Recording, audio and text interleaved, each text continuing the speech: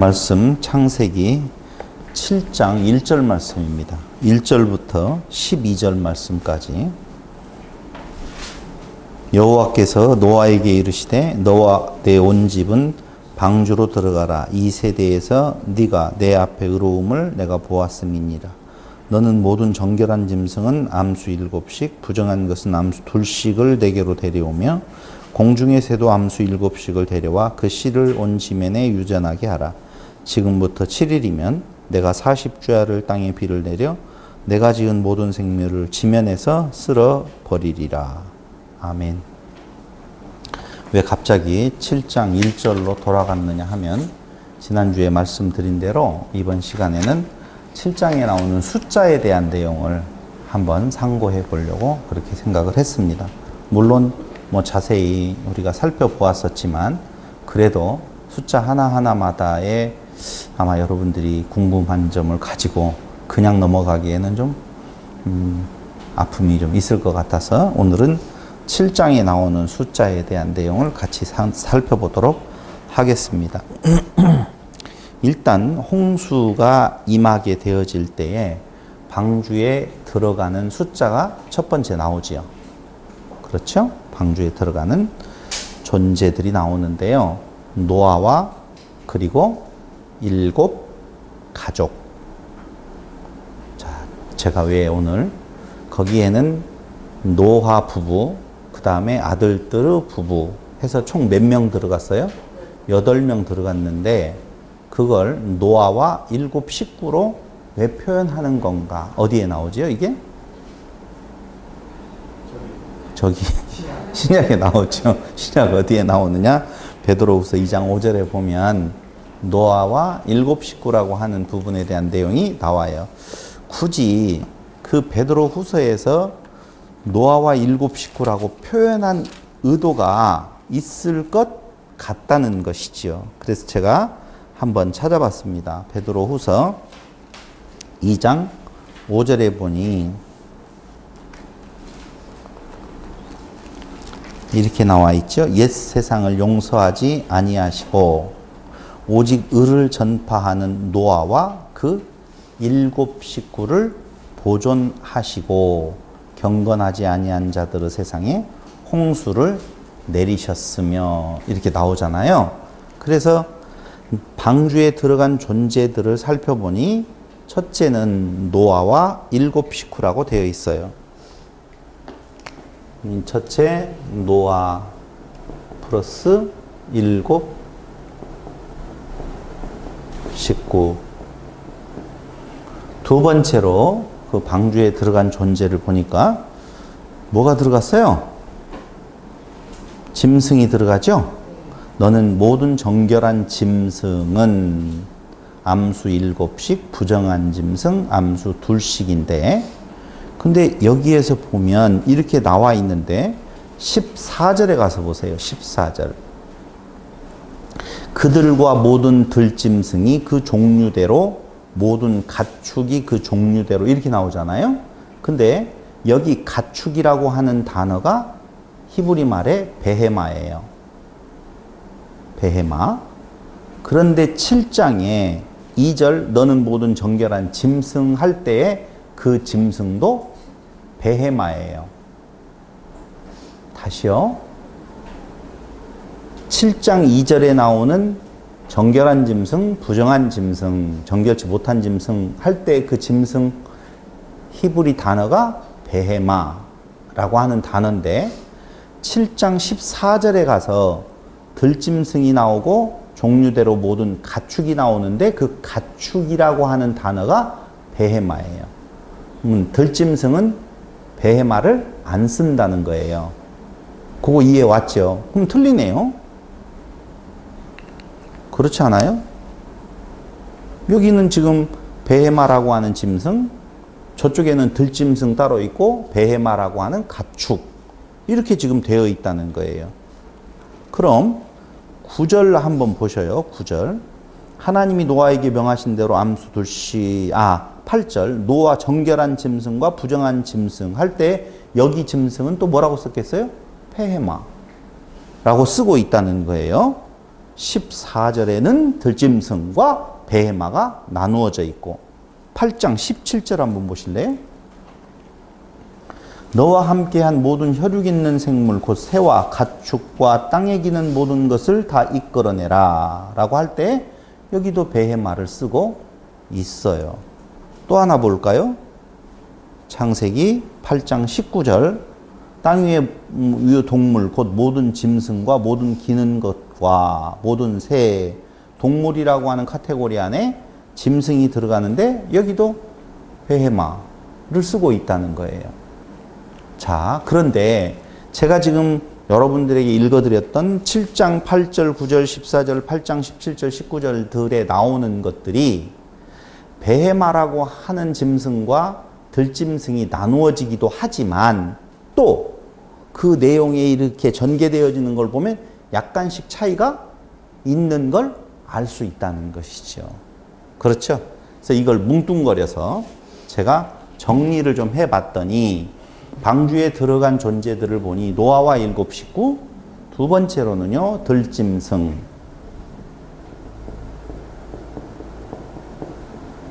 세 번째로는요 방금 가축으로 표현되어진 짐승, 이게 히브리 말로 베헤마, 가축이라는 의미죠. 세 번째로 뭐가 들어간 건가? 근데 이 베헤마에는 무엇이 나누어졌느냐? 정결한 것과 부정한 짐승으로 나누지요. 짐승으로 나누는 걸 알 수가 있어요. 그 다음에 네 번째로는 뭐가 들어가요? 공중에 새. 근데 여기에서 하나 또 들어가 있는 것이 뭐가 있냐면은 땅에 기는 것이 나오는 것도 있죠. 기는 것. 이렇게 되어져 있어요. 근데 자세히 성경을 보면 그 구분을 거의 대부분이 4개로 구분하는 내용을 우리가 찾아볼 수가 있어요. 어찌되었든 뭐라고 이야기를 쓰든지 간에 구분을 4부분으로 구분해 놓은 것을 볼 수가 있다는 거예요. 자, 이게 무엇을 의미하느냐라고 하는 것은 우선 차치하자고요. 하나 찾아보기로 하겠습니다. 사도행전 11장 1절로 18절. 사도행전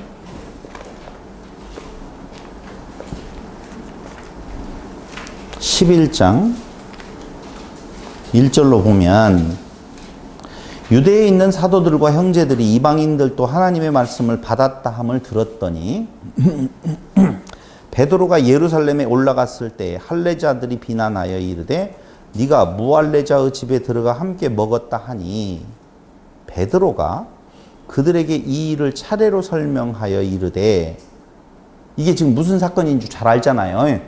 베드로가 이방인들과 같이 식사한 것에 대해서 지금 문제 제기가 있다는 말입니다. 그런데 예루살렘 올라갈 때 할례자들이 비난을 한단 말이죠. 뭐라고 이야기하느냐? 무할례자의 집에 들어가서 함께 먹었다 하니 베드로가 그들에게 이 일을 차례로 설명, 먹을 수밖에 없었다고 지금 변호하는 거예요. 변명하죠. 이르되 내가 욥바시에서 기도할 때 황홀한 중에 환상을 보니 큰 보자기 같은 그릇이 내 귀에 매어 하늘로부터 내려 내 앞에까지 드리워지거늘 이것을 주목하여 보니 땅에 4발 가진 것과 나오네요. 그 다음에 들짐승과 또 기는 것과 공중에 나는 것들이 보이더라. 또 몇 가지의 구분이에요? 4가지의 구분을 하는데 대충 이쪽에서 뭐 어떻고 저쩌고 하는데 잘 모르겠어요. 뭐가 들짐승은 뭘 뜻하는지 그런 거 생각하지 말자는 거예요. 제 이야기는. 구분을 지을 때 보면 그 구절구절마다 약간씩의 차이가 있기는 있지만 거의 구분을 4가지 정도로 구분을 하더라라고 하는 것을 지금 말씀을 드리는 거예요. 근데 요 지금 4가지 땅에 기는 것, 4발 가진 것, 들짐승, 기는 것, 공중에 나는 것, 이것들이 다 어디에 소속되어 있느냐 하면은 어디에 있는 거예요? 이방에 속해져 있는 거죠. 왜냐하면 베드로가 지금 어디에서 요빠시에서 기도할 때 황홀한 중에 뭐가 내 귀에 매여가지고 내려오는데 거기에는 네 가지가 있었어. 근데 그 네 가지를 어떻게 해요? 들으니 소리 있어 내게 이르되 베드로야 일어나 잡아 먹으라 그랬단 말이에요. 내가 이르되 주님 그럴 수 없나이다. 속되거나 깨끗하지 아니한 것은 결코 내 입에 들어간 일이 없나이다. 속되거나 깨끗하지 아니한 것은 내가 안 넣은 것이 없다는 말은 거기에 있는 것이 속되다 속되지 못하다? 속된 것이다. 깨끗하지 않다 라고 하는 것으로 지금 베드로는 보았다는 것이죠. 또 하늘로부터 두 번째 소리 있어 내게 이르되 하나님이 깨끗하게 하신 것을 네가 속되다고 하지 말라 하더라. 이런 일이 세 번 있은 후에 모든 것이 다시 하늘로 끌려 올라가더라. 마침 세 사람이 이렇게 되어져 있는데 근데 여기 봐봐요. 세 사람이 내가 유숙한 집 앞에 서 있으니 가이사랴에서 내게로 보낸 사람이라. 성령이 내게 명하사 아무 의심 말고 함께 가라 하시매 이 여섯 형제도 나와 함께 가서 그 사람의 집에 들어가니 그가 우리에게 말하기를 천사가 내 집에 서서 말하되 네가 사람을 요빠에 보내어 베드로라 하는 시몬을 정하라. 그가 너와 내 온 집이 구원받을 말씀을 내게 이르리라 함을 보았다 하거늘 내가 말을 시작할 때 성령이 그들에게 임하시기를 처음 우리에게 하신 것과 같이 하는지라. 아까 이야기했죠. 속된 것, 속되지 않는 것 이렇게 구분하지 말고 먹으라고 이야기했다는 거. 내가 주의 말씀에 요한은 물로 세례를 베풀었으나 너희는 성령으로 세례를 받으리라 하신 것이 생각났노라. 그럼 지금 갑자기 지금 꿈을 꾸었는데 환상 중에 뭐가 내려와서 부정한 것을 먹으라고 했어. 안 먹는다고 하니까 난 먹을 수 없다라고 하니까 내가 정하게 했는데 네가 왜 안 먹냐라고 이야기했는데 내가 갑자기 무슨 생각이 들어갔다? 여기 성령 세례. 요한은 물로 세례를 베풀었으나 너희는 성령으로 세례를 받으리라 하신 것이 생각났노라. 참 묘하잖아요. 이게 도대체 앞에 창세기에 대한 내용이 없으면은요, 뭔 말인가 할 정도로 상당히 어려운 부분이에요. 그런즉 하나님이 우리가 주 예수 그리스도를 믿을 때에 주신 것과 같은 선물을 그들에게도 주셨으니 내가 누구이기에 하나님을 능히 막겠느냐 하더라. 그럼 한번 보세요. 창세기 7장하고 보면 창세기 7장에 뭐가 있었어요? 홍수가 있어요. 그 홍수는 무엇이라? 세례라. 여기 세례네. 부정한 것, 땅의 것들이 어떻게 해요? 방주에 들어가서 세례를 받게 되어지는 것이다 라고 하는 거예요. 그러니 어떻게 됐다? 정해졌다 라고 하는 내용이죠. 이게 지금. 근데 여기에서 우리가 알아야 될 것이 있어요. 방주에 들어가 있는 짐승이라고 하는 것들이 과연 짐승이냐 사람이냐. 관심이 지금 짐승 관심이냐 사람 관심이냐. 사람은 우리는 못밖에 없다라고 생각했는데 노아와 7 식구만을 생각을 했는데 방주에 들어간 짐승은 짐승이라고 이제까지는 생각을 했단 말이에요. 근데 지금 베드로의 이야기를 통해서 보니까 꼭 짐승을 말하는 것은 아니고 이방인들을 말하는 거다라고 하는 것을 알 수가 있다는 거죠. 그럼 들어간 사람은 누구예요? 하나님의 아들에 속하는 노아와 그의 가족들, 그리고 정한 것, 그 다음에 부정한 것에 해당되어진 사람의 딸들에 속하는 군들. 자, 보세요. 그걸 어디에서 볼 수 있냐면은 고린도전서 15장 한번 보세요. 고린도전서 15장 38절로 41절.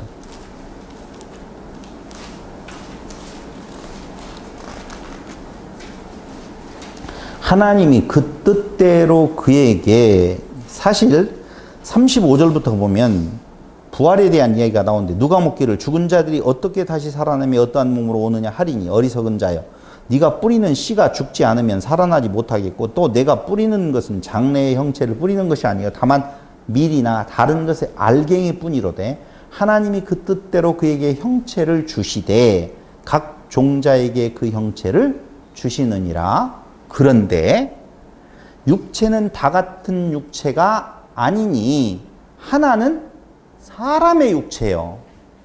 육체를 이야기를 할 때 네 가지로 분류를 하게 되어지는데 첫째는 무엇의 육체요? 사람의 육체요. 두 번째로는요, 짐승의 육체요. 세 번째로는요, 새의 육체요.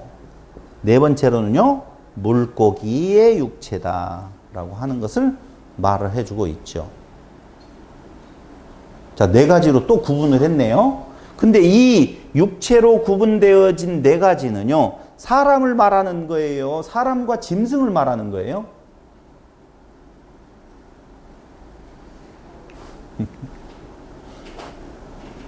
여기서 육체라고 이야기할 때 우리는 이 살코기 덩어리들이 사람 살코기, 짐승 살코기, 새의 살코기, 물고기의 살코기라고 생각할 수가 있겠지만은 조금만 읽어볼게요. 자, 이제는 하늘에 속한 형체도 있고 땅에 속한 형체도 있어요. 두 가지로 구분을 했네요. 근데 이 두 가지로 구분한 것 그 뒤로 하고 조금만 내려가면은요, 하늘에 속한 영광이 따로 있고 땅에 속한 영광이 따로 있다고 말을 하면서 41절 해의 영광, 달의 영광, 별의 영광, 별과 별의 영광. 해의 영광, 달의 영광, 별의 영광, 별과 별의 영광이 다 다르다. 그런데 이것을 나누면 뭘로 나눌 수 있다? 두 가지로 나눌 수 있으니 하늘에 속한 형체냐, 땅에 속한 형체냐, 하늘에 속한 영광이냐, 땅에 속한 영광이냐, 둘로 나눌 수 있다는 거예요. 그러니까 이렇게 놓고 보았었을 때 해, 달, 별, 별과 별, 그 다음에 사람, 짐승, 새, 물고기라고 하는 내용이 거기 죽은 자의 부활도 그와 같으니 썩을 것으로 심고 썩지 아니할 것으로 다시 살아나며 욕된 것으로 심고 영광스러운 것으로 이렇게 쭉 나오면서 결국 이 구분은 무엇에 대한 구분? 사람에 대한 구분이라 그 말이에요. 사람 구분.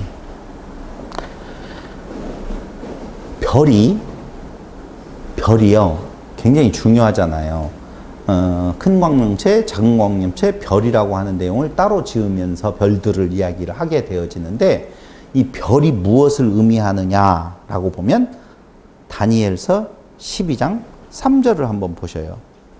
다니엘서 12장 3절. 깊이 들어가지는 않겠습니다.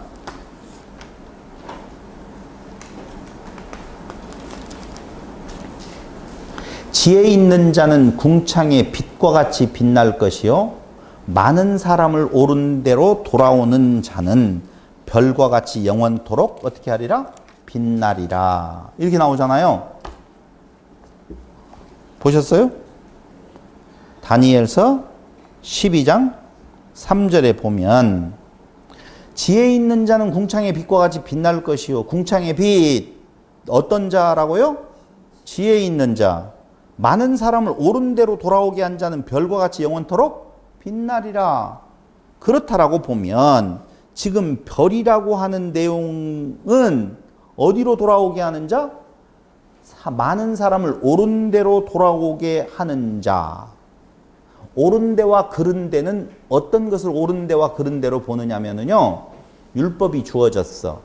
율법을 지켜 행해야 될 것으로 인도하는 자들은 옳은 데예요, 그른 데예요? 그른 데. 율법을 통하여서 그것을 지켜 행할 것으로 이야기하지 아니하고 약속의 목자 되시는 이만희가 아니라 누구?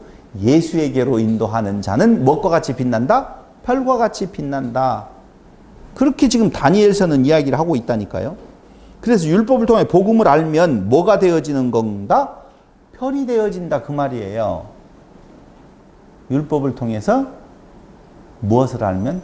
복음, 진리를 알게 되어지면 별이 되어진다라고 하는 건데 지금 말하려고 하는 것은 그 말을 하는 건 아니고 창세기 7장에서 말해주고 있는 방주 안에 들어간 존재들의 나열되어진 종류들은 거기 땅에 있는 그런 짐승들을 말하는 것이 아니라는 거예요. 전제 하나 할 것은 그 홍수가 지역적이냐 전 세계적이냐 둘 다 맞아요. 지역적인 모티브를 가지고 전 세계적인 진리를 선포하고 있다고 보시면 돼요. 그러니까 홍수가 세례라고 하는 의미로서의 내용으로 진리로 증거되어지면 전 세계적인 모든 인류에 해당되어지는 거고, 그 홍수라고 하는 그때의 그 노아의 시대 때 있었던 홍수는 그 지역적인 것에 일어난 것을 모티브로 해서 진리, 복음을 지금 증거하고 있는 거예요. 그런데 그때 당시에 그 지역에 일어났던 그 홍수를 통하여서 구원을 이루는 그 짐승들은 있겠어요? 없겠어요? 있겠지요. 그 정도의 크기에 들어가는 그 지역에서의 그 방주의 역할은 분명히 있는데, 그걸 통하여서 진리로 보면 그때의 그 짐승들은 그 짐승이 아니라 뭐라고요? 사람이다 라고 하는 것을 지금 여러분들에게 제법 강조하는 거예요. 그런데 공중의 새까지 본데 이 베헤마, 짐승이라고 하는 단어가 암수 7씩 이렇게 되어 있잖아요. 그죠? 암수 둘씩. 근데 그 원문에 보면은 암수라는 말이 없어요. 암수라는 말. 그럼 뭐와 무슨 단어가 쓰였다고 계속 말씀드리냐면 이슈와 이샤. 그런데 이슈와 이샤는 한 번도 성경에서 사람을 벗어나서 쓴 적이 없어요. 이슈와 이샤는 사람에게만, 오직 사람에게만 쓰이는 단어다라고 보시면 돼요. 오직. 그러면 여기 암수로 번역한 건 잘못된 거예요. 그냥 이슈와 이샤로 놓아뒀으면 참 좋을 뻔했어요. 이슈와 이샤가 아니라 암수를 쓰려면 뭘 써야 돼요, 여러분? 여기 했잖아요, 그거. 네케바? 네. 자칼, 네케바를 써야 되죠. 근데 거기에 암수를 쓰지 아니하고 뭘 쓰고 있다고요? 이슈와 이샤를 쓰고 있는 것은 그 동물들에 대한 내용이 뭘 말한다? 사람 종류들을 말한다. 이렇게 보시면 돼요. 그래서 로마서 12장 1절에 보면 뭘로 드려라? 너희 몸을 거룩한 산 제물로 드려라 라고 할 때 그 제물은 동물적인 내용이지만 그게 곧 뭐예요? 사람이라 라고 보시면 돼요. 자, 지금 구원에 대한 이야기, 세례에 대한 이야기라고 그랬어요. 세례는 누가 받는 거라고요? 사람이 받는 거예요. 근데 그 물을 직접 맞으면 사망, 그리스도를 통해서 맞으면 생명. 이게 지금 창세기 7장에 나오고 있는 노아의 홍수 사건에 대한 아주 중요한 복음 진리다라고 하는 것을 말씀을 드려요. 두 번째 주제가 있어요. 7장 4절에 보면 7일이면이죠. 나오잖아요. 7장 4절. 7장 4절. 지금부터 7일이면 내가 40주야를 땅에 비를 내려라고 되어 있죠. 근데 여기에 보면 지금 요때로부터 7일이 지나서 이런 의미잖아요. 그렇게 지금 들리잖아요. 왜 6일 뒤에 아니고 7일일까? 왜 8일 뒤에가 아니고 왜 7일일까? 라고 하는 생각을 한번 해봄직해요. 그래서 원문을 보니까요. 7일이라고 하는 내용이 붙어있는 내용이 아니라 7 그리고 1이라고 하는 내용이에요. 7이라고 하는 내용은 쉐바, 쉬부아 말씀드렸어요. 7이라고 하는 뜻이 있겠죠. 그 다음에 1이라고 하는 단어가 욤이에요. 날. 그리고 7이라고 하는 날이에요. 다시 말씀드릴게요. 7일 후면 이렇게 안 되어 있고 뭐뭐뭐 후에 지금부터 7이라고 하는 날의 그런 의미예요. 그럼 7이라고 하는 날, 근데 여기 이렇게 말하면 10절에 이제 문제가 또 걸리지요. 왜냐하면 7일 후에 이렇게 나와 있잖아요. 그렇죠. 내가 큰일 날 뻔했어요. 이걸 안 보고 그냥 왔으면 이거 어떻게 하느냐. 아니요. 여기도 똑같이 7이라고 하는 쉬부와 일, 욤, 그것까지는 맞아요. 근데 후에 라고 하는 단어로 쓰여진 히브리 말은 와헤이, 와헤히, 원문으로 보면 하야, 문장에서는 와헤히, 원문은 하야. 근데 이 하야 동사는요, 후에 이런 뜻이 아니에요. 그럼 존재하다, 있다, 뭐뭇이 되다, 행해지다, 이루어지다, 임하다, 이루다 그 말이에요. 그러니까 7이라고 하는 날의 그것이 어떻게 했다? 이루어졌다 그 말이에요. 그러니까 7날짜가 지난 뒤에 그 일이 이루어졌다 이런 말이 아니고 7이라고 하는 그 날에 이루어졌다. 무엇이? 하나님의 계획된 뭐가? 홍수가. 그러니까 이 홍수는요, 우리가 생각하고 있는 그 뒤에 무엇이야? 모든 생물을 지면에서 쓸어버리리라 이런 나오죠. 쓸어버리리라라고 하는 내용이 쓸어버린다, 안 쓸어버린다? 쓸어버린다라고 하면 벌써 우리가 비가 와가지고 물에 막 씻겨가지고 샥 없애버린다 라고 생각을 하잖아요. 그런 말이 절대 아니다. 마하라고 하는 이 단어는요, 닦다, 훔치다, 지우다, 씻기다, 멸망시키다, 소멸하다라는 뜻도 있지만 그런 뜻보다는 무엇 한다고요? 세례는 더러운 것을 씻겨내는 거예요.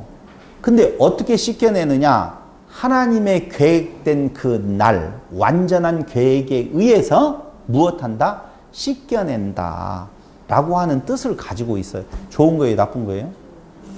우리에겐 너무 좋은 거죠. 닦아내다 다. 너희의 눈물을 닦아내 주겠다. 닦아주겠다. 이게 다 뭐예요? 뭐 때문에 울어요?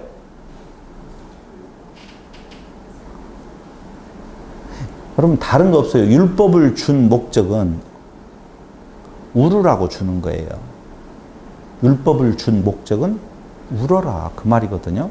근데 율법을 주었더니 우는 것이 아니라 좋다고 지켜 행해놓고 지켰습니다. 자랑한단 말이에요.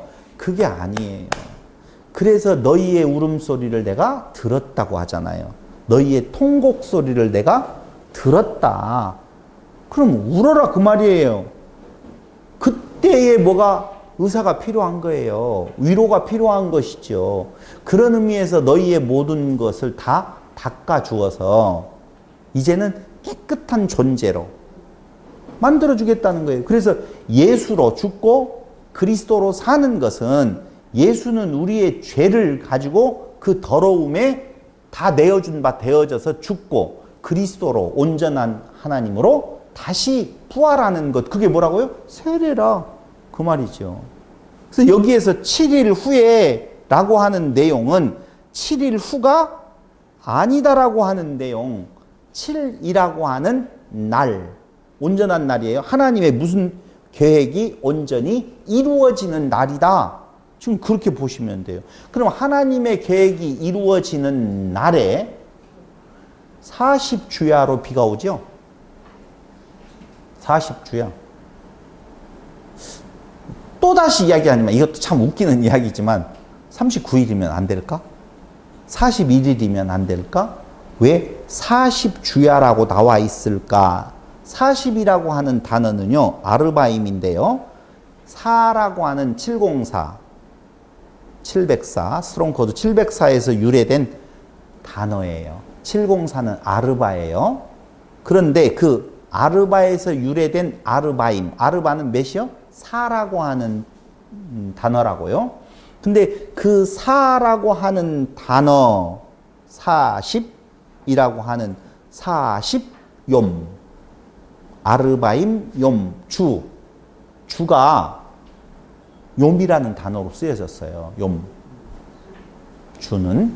그 다음에 야라고 하는 단어는 라일, 라일이라고 하는 단어인데요. 그러니까 어떻게 문장에 가서 보면은요, 아르바임, 욤, 아르바임, 라일 이렇게 쓰여져 있어요.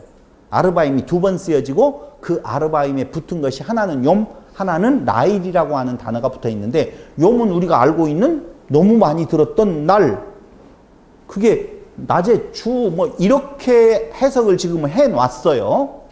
근데 이 야일이라고 하는 것은 밤, 야간, 어둠, 밤이니까 주야 이렇게 해석을 했겠죠. 뭐 틀리다라고 볼 수가 없죠. 그때 당시에 노아 시대에는 밤낮으로 쏟아졌다, 이런 내용이 맞는 내용이겠지요. 근데 그것을 복음적인 의미로 놓고 본다라고 보면 밝은 때든 어느 때는 아무 그 숫자 어둠에 있는 내용이든지 간에 어떻게 해요?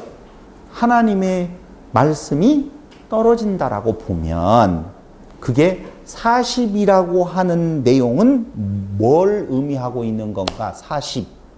사가 뜻하고 있는 단어에 40이 지금 들어간 거잖아요. 보세요.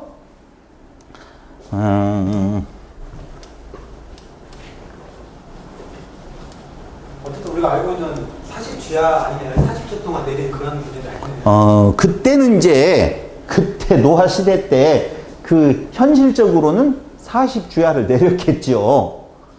근데 여기에서 복음적으로 말하려고 하는 것은 그 40일 동안만 꼭 내리느냐, 그게 아니잖아요. 지금 우리에게 세례가 임한 때에 40일만 임하겠어요?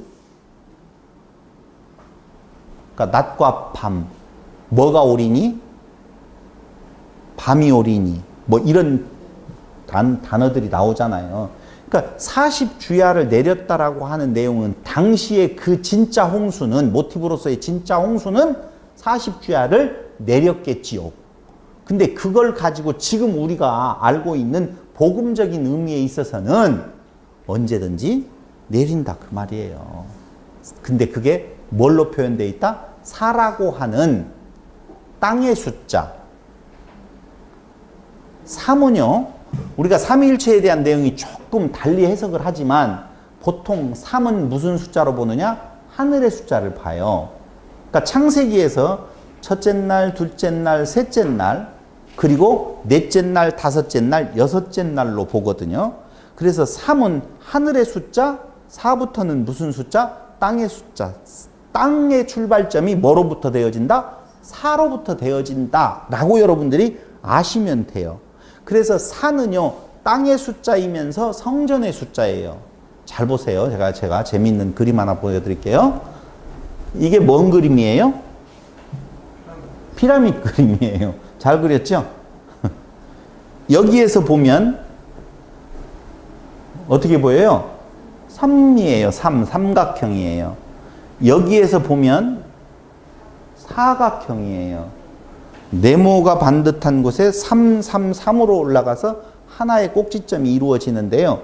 위에서 보면 사각형의 점 하나가 찍혀진 거예요. 위에서 보면, 여기서 위에서 보면 하나의 점이에요.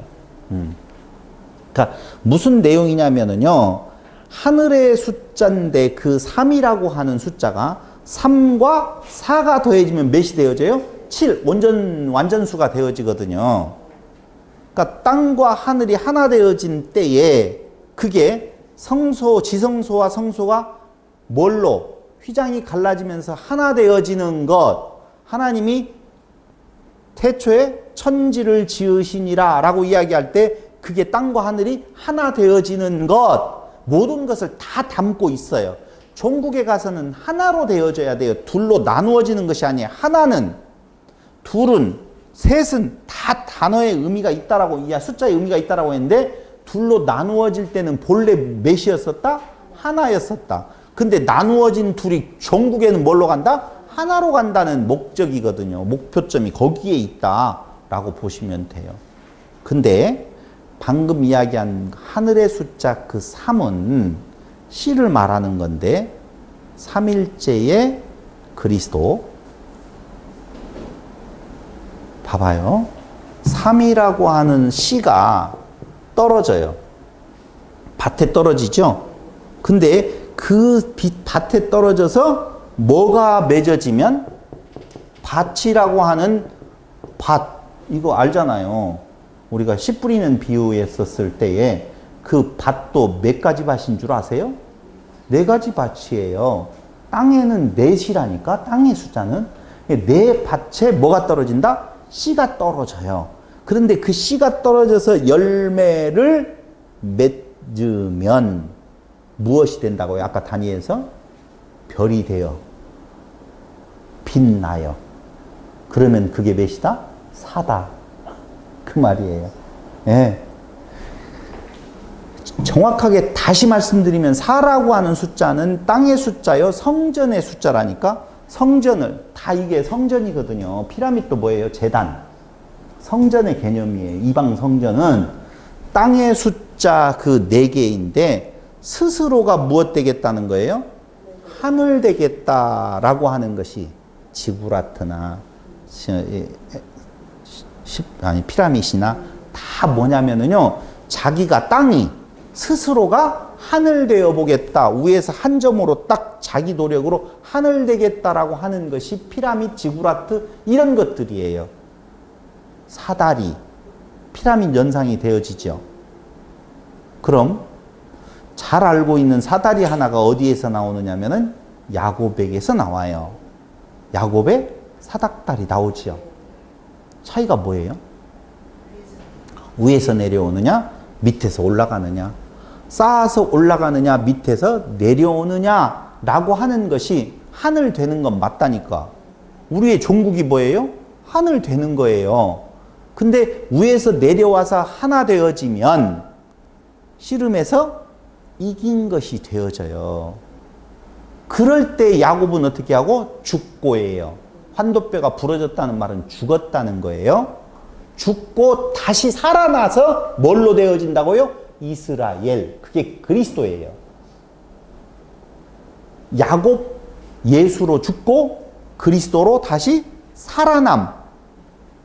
야곱으로 죽고 이스라엘로 다시 살아남. 근데 그러려고 보면 어떻게 해야 된다고요? 내가 율법을 가지고 땅에서 뭔가를 행해서 하늘 되어지는 것이 아니라 하늘로부터 내려와서 그렇게 되어진다 그 말입니다. 마오르라고 하는 요건 이제 나중에 이야기하기로 하고, 요한계시록 1장 20절에 보면 별과 촛대가 나오는데, 별은 7교회의 사자, 천사, 촛대는 7교회라고 하는 부분에 대한 내용으로 나오는데요. 그 별과 촛대는 다 뭐예요?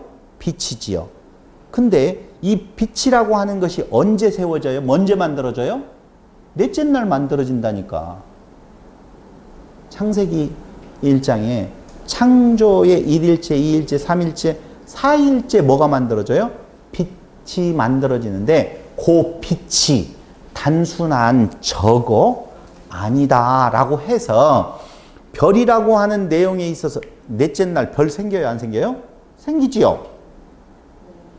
큰 광명, 작은 광면, 별을 생기잖아요. 그러니까 그 넷째 날 그 별이 무엇냐라고 하면 요한계시록 1장 20절에 7교회의 사자, 7교회, 그 사자는 천사를 말해요.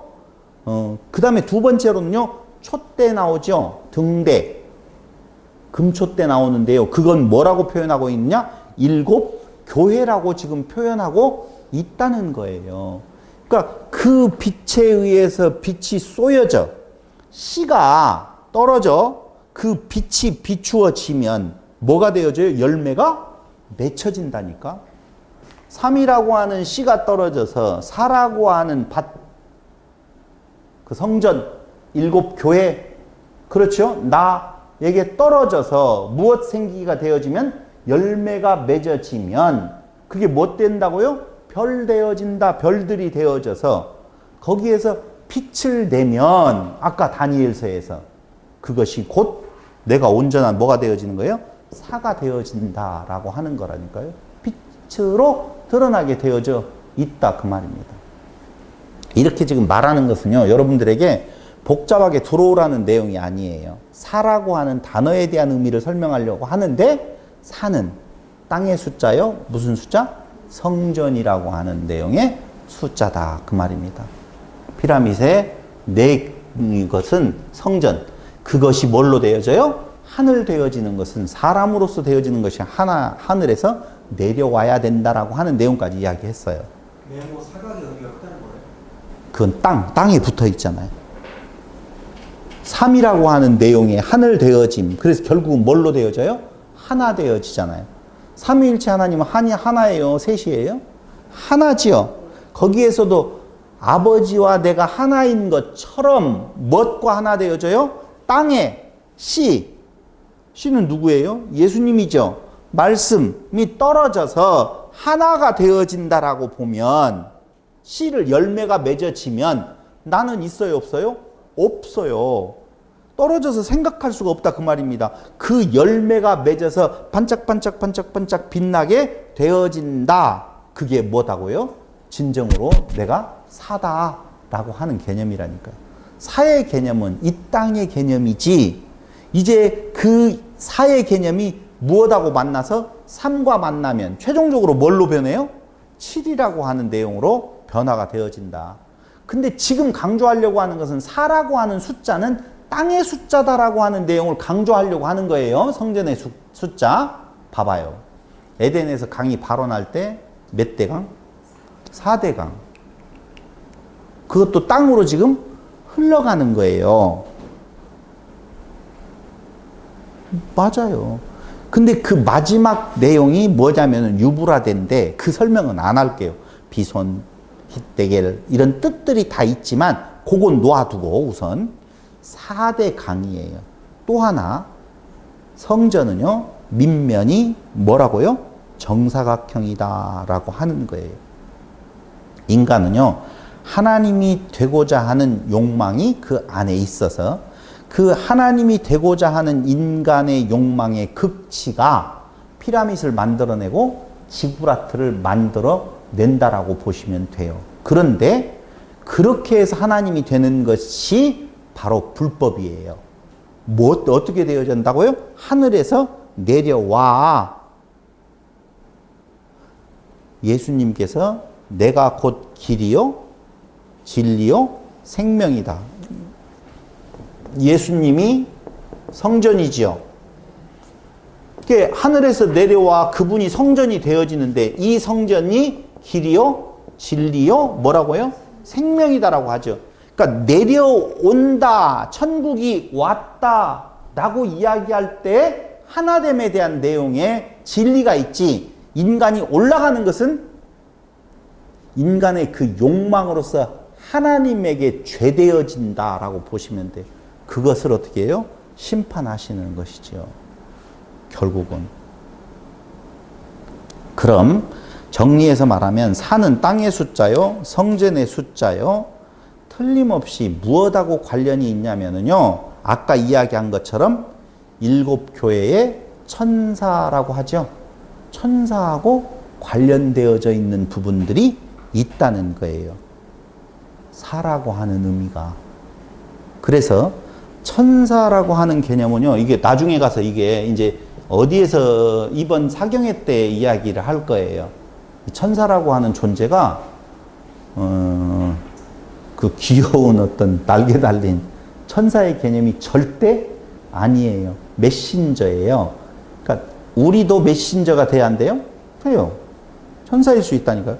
그래서 천사는 꼭 말씀하고 연관되어져 있는데 그 보이는 형태의 계시적 존재, 보이는 형태의 계시적 존재가 뭐라고요? 천사요. 그 천사는 무엇하고 연관되어 있다고요? 말씀하고 연관되어져 있어요. 말씀하고 연관되어져 있는 단어가 바로 사라고 하는 의미. 그러니까 위에서 내려와서 말씀, 씨가 뿌려진다 라고 지금 그 말씀을 지금 드리고 있는 거예요. 말씀이 뿌려지는데 뿌리는 자는 누구라고요? 천사지요. 무엇하고 뿌린다고요? 땅에다 뿌리지요. 그렇죠? 그래서 천사와 사라고 하는 내용은 뗄래야 뗄 수 없는 관계의 부분이 있다라고 하는 것까지 지금 보너스로 이야기를 하는 거고, 여러분들이 쉽게 사라고 하는 단어를 생각해서 결론을 내리기 위해서는 40년 무슨 생활? 광야 생활. 40일 예수님의 시험. 광야의 시험. 모세 하면 40, 40, 40이죠? 맞죠? 모세 40, 40, 40. 그러면 이 40이라고 하는 숫자를 계속적으로 성경에서 찾아보면 약간은 긴장되어지고 고난에 대한 내용이 떠오르고 인내에 관한 내용이 우리에게 떠오르더라 그 말이에요. 그러니까 40년 광야 생활이든 모세의 40, 40, 40이든 예수님의 40일 광야 시험이든 40이라고 하는 숫자가 들어가면 그 어떤 거예요? 400 그것도 마찬가지예요. 애굽에서의 400년. 4하고 연관되어진 숫자는 거의 인내와 고난의 숫자로서 그 인내와 고난은 무엇을 위해서 필요하느냐 하면은 조금 더 나은 성숙이라고 하는 고난을 받아 성숙되어지는 숫자가 몇이라고요? 4라고 하는 내용의 숫자다 그 말이에요. 그래서 며칠간 비가 와요? 40이라고 하는 숫자로 비가 와요. 그 숫자는 고난의 숫자라니까. 그러니까 39일 오면 돼야 안 돼요? 안 된다니까.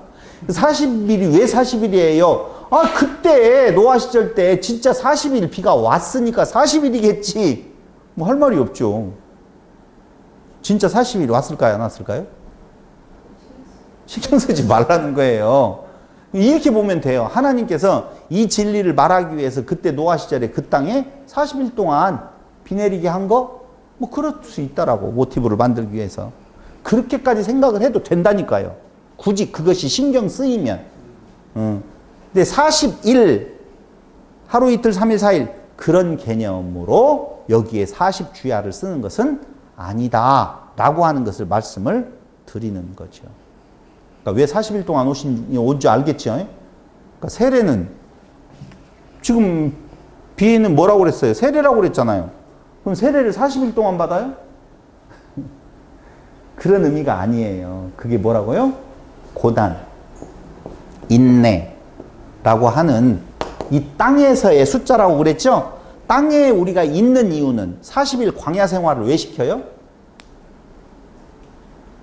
깨끗하게 씻어내기 위해서.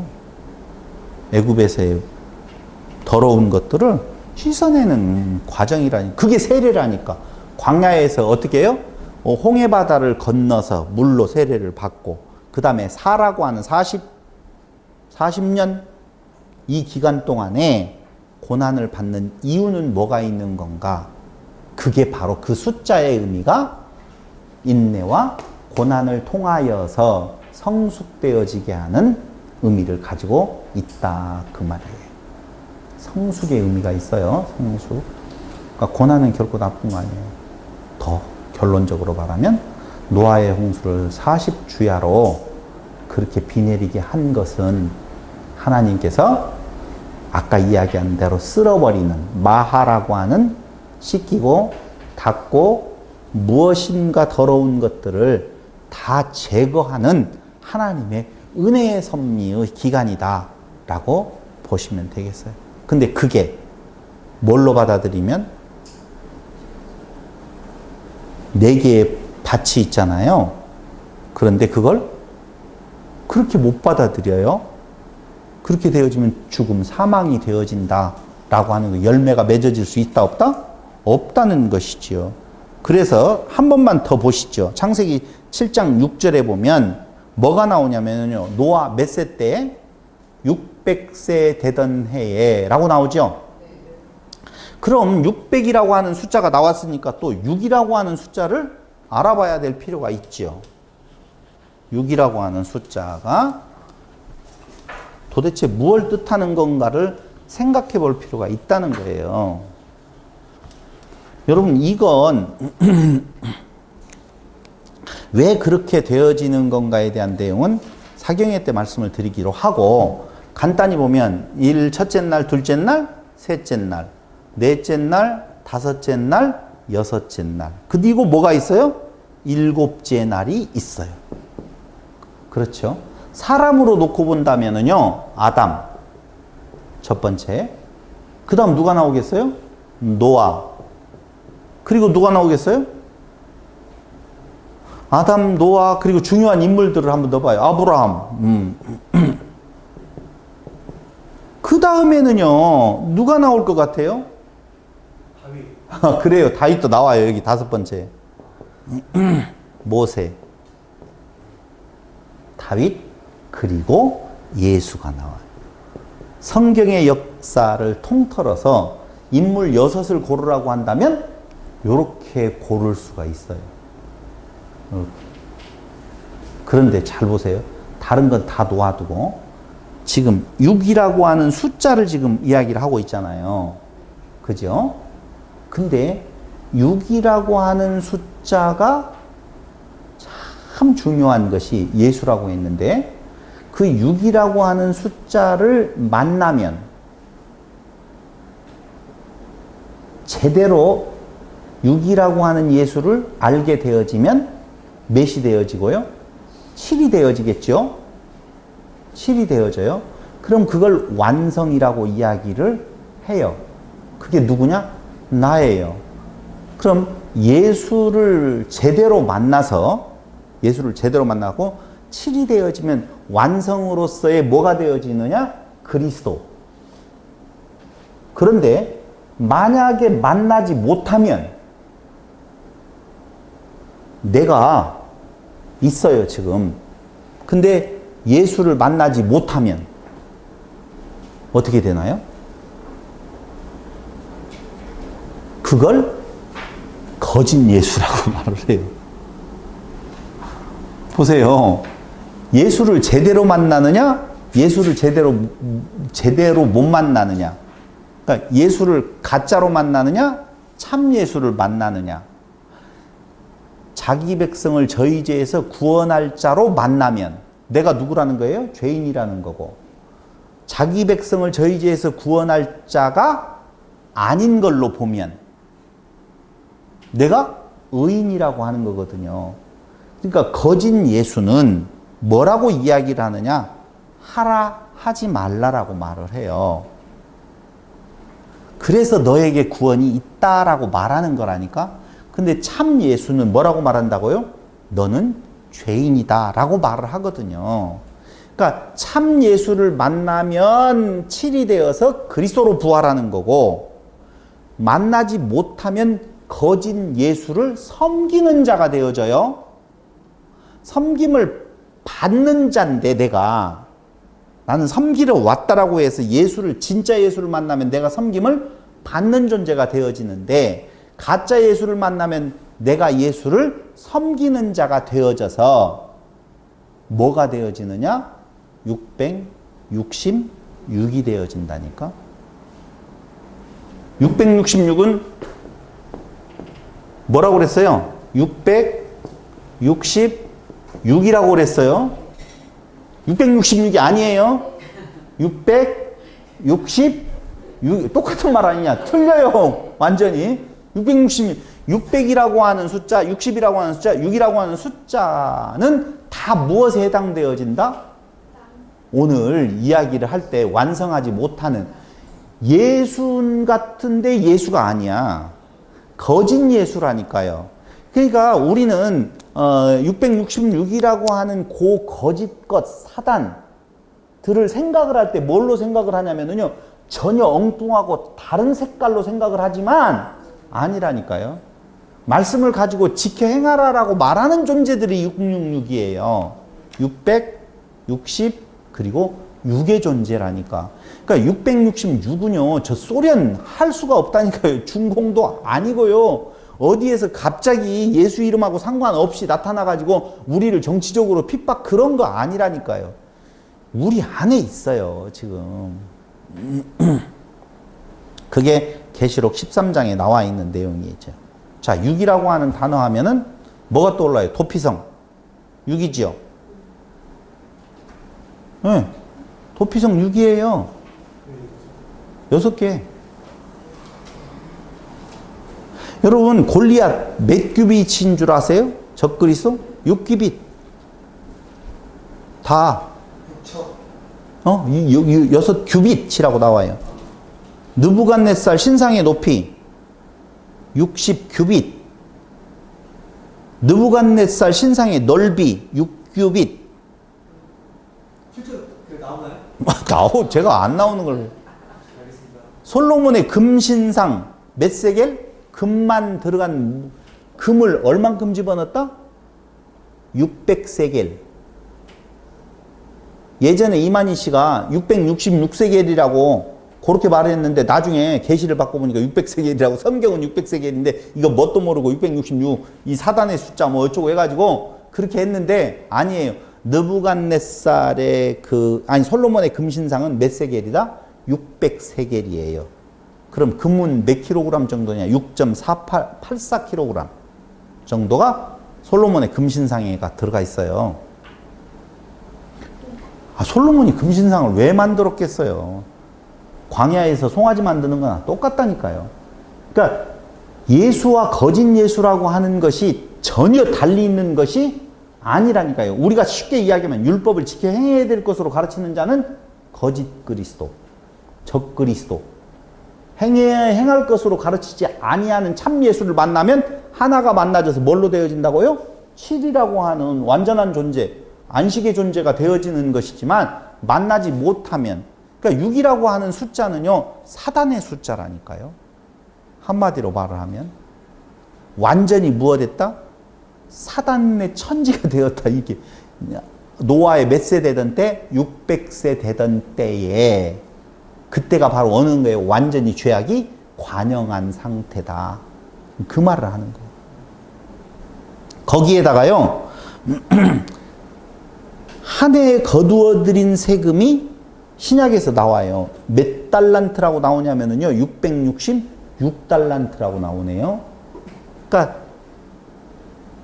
적그리스도, 사단의 세력, 이것을 어떤 식으로 표현할 때 되어지면은 다 무슨 숫자가 들어간다고요? 6이라고 하는 숫자가 들어가고 있다. 그 말입니다. 그럼 그 6은 무엇을 만나야지? 아니, 7을 만나면 안 되지. 하나를 만나야지 뭐가 되어져요? 7이 되어지는데 이 만나는 하나가 아까 이야기했죠. 1, 2, 3, 4 할 때 여기에서 아담이 있지만 이게 뭐예요? 하나님이라 그 말이에요. 한 분 오직 하나님은 1이라고 하는 개념이거든요.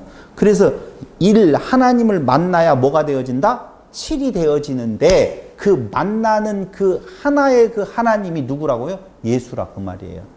근데 그 예수는 우리를 섬기려 왔지 섬김을 받으러 오지 않았다라고 해서 내가 섬겨 드리는 쪽으로 다가가면 가짜 1을 만난다니까.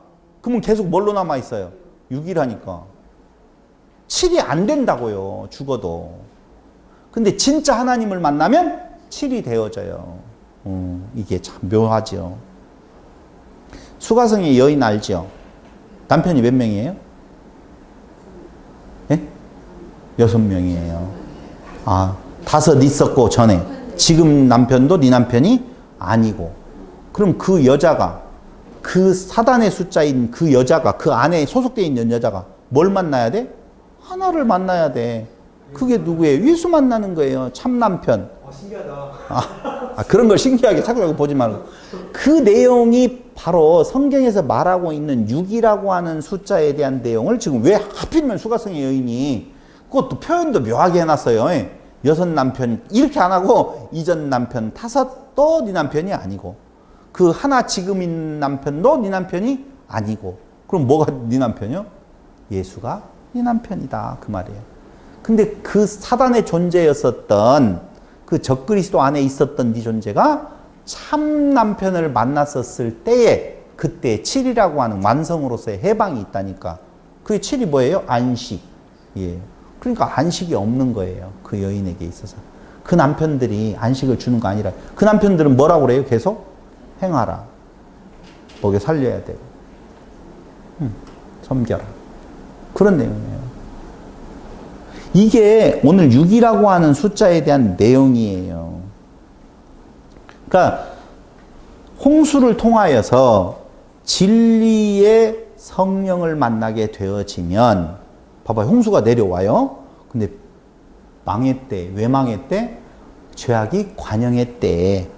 그러니까 우리가 무엇 해야 돼? 착하게 살아야 돼. 뭘 착하게 살아요? 그러면 뭐가 되어진다고요? 저주가 되어진다니까. 요한복음 16장 13절로 15절.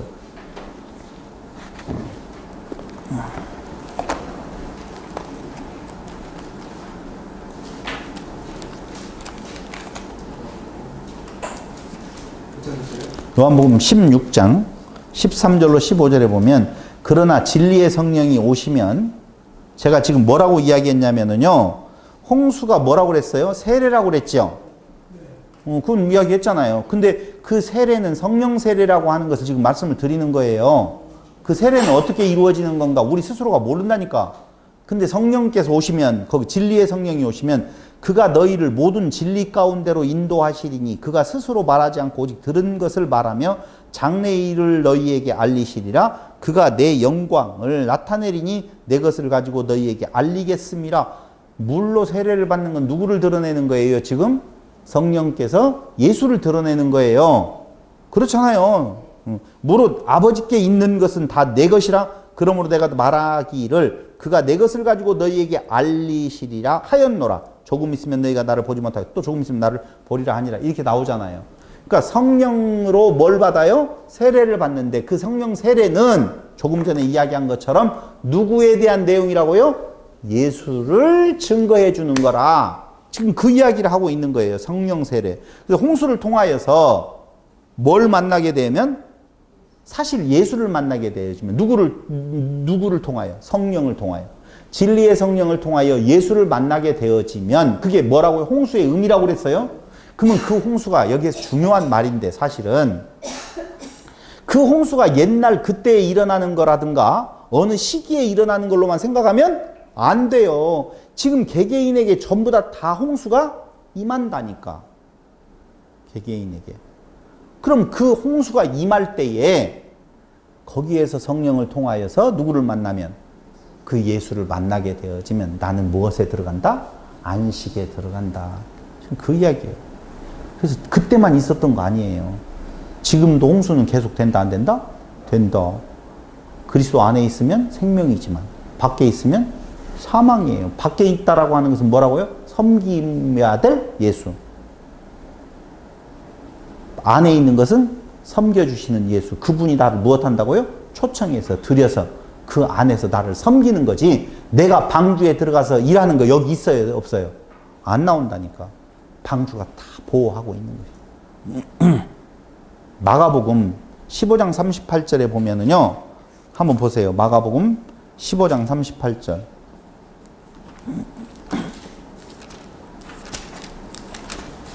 찢어지는 내용이 나와요. 15장 38절.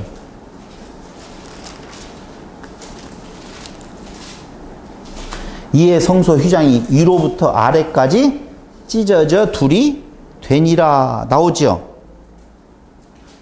그래서 그때의 그 찢어지는 날, 이 날이 바로 예수의 죽음의 날이고, 그게 무슨 날이냐면은 6이라고 하는 날이라니까.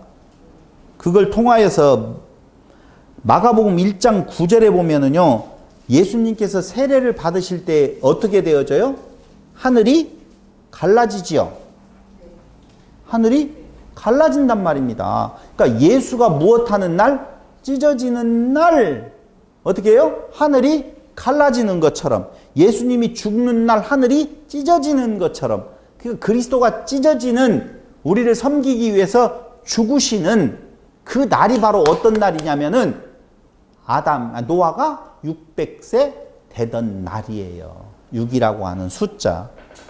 그래서 예수와 함께 죽고 그리고 그리스도로 다시 살아서 무엇이 되어진다고요? 7. 안식에 들어간다. 그 말입니다. 600세 의미가. 알겠죠? 아니 601세도 될 수 있고 599살도 될 수 있는데 왜 600세 되던 때라고 굳이 말하느냐. 거기 아무것도 아닌 것 같아도 숫자의 의미가 다 그런 의미를 담고 있다. 그 말이에요. 마지막 7장 12절에 보면 뭐라고 나와요? 그것이 쏟아졌더라 라고 하는 내용인데, 지난 시간 이야기했어요. 쏟아졌다는 말은 그냥 막 해가 그게 아니고 임했다라고 하는 내용이 있죠. 임한 건 좋은 거예요, 나쁜 거예요? 어떤 자에게는 좋은 걸로만 생각하셔도 돼요. 왜냐하면 그리스도를 만나지 못하는 그 상태가 못했기 때문에 너는 내가 심판할 거야 이게 아니고 만나지 못함 자체가 심판 상태예요. 그 상태로 그냥 있는 거예요. 거기에다가 다시 이런 개념이 아니라 그 말입니다. 그러니까 우리의 존재는 흙의 존재, 티끌의 존재인데 그 창조의 역사라고 하는 것은 그 티끌 같은 존재에게서 무엇을 다 씻어내야 돼요? 그 사람 모습에 대한 내용들을 다 씻어내야 돼. 애굽의 모습들을 다 씻어내고 뭘로? 아들로 이제 하나님 되게 하신대. 형상을 따라서 만들었다라고 보면 하나님 되게 해야 되는데 그것에 대한 정결케 되어지는 것, 그걸 뭘 정결케 해요? 6이라고 하는 숫자를 정결케 해버린다니까요. 6이라고 하는 숫자, 그걸 정결케 해서 뭘로 들어가게 만든다? 7, 7에 들어가게 하기 위하여서 하나님의 홍수가 어떻게 임했더라 라고 하는 내용입니다. 그래서 예수를 잘못 만나게 되어지면 뭐가 되어진다고요? 불뱀이 되어진다는 그런 이야기 예전에 한번 이야기했었잖아요. 뱀은 뱀인데 예수를 잘못 만나게 되어지면 물은다니까요. 그게 죽음이잖아요. 불뱀에 의해서 죽잖아요. 이게 거짓 예수 만나게 되어지면 그건 뭐예요? 율법을 통하여서 거짓 것으로 해석되어지면 그게 나를 죽이게 되어지고 진짜 그 율법을 통하여서 그 의미를 알게 되어지는 것이 예수를 만나게 되어지는 거고 예수는 섬김을 받으러 이 땅에 오신 것이 아니라 우리를 섬기려서 섬긴다라고 하는 것은 하나됨이에요. 그 안에 완벽하게 하나 되어서 하나님 됨으로 말미암아 안식, 완성을 이루는 것이 오늘 노아 홍수에 나타나고 있는 7장의 숫자로 풀어본 복음의 내용을 지금 말씀을 드리는 겁니다. 그럼 다음 시간에는 계속 이어서 이제 7장 몇 절이에요? 13절 내용인데요. 내용 다 거의 이야기를 지금 했어요. 이해됐죠? 내용을 다시 한 번 더 말씀을 드리도록 하겠습니다. 기도드리겠습니다. 고마우신 아버지 하나님, 오늘 또 우리에게 창세기를 통하여서 하나님이 누구인 줄을 알게 하시고 우리를 그 티끌 같은 존재에서 하나님 되게 하시는 하나님의 크신 사랑을 다시 한번 확인해 보았습니다. 이 은혜 안에 살기를 간절히 바라오며 예수님의 이름으로 기도드립니다. 아멘.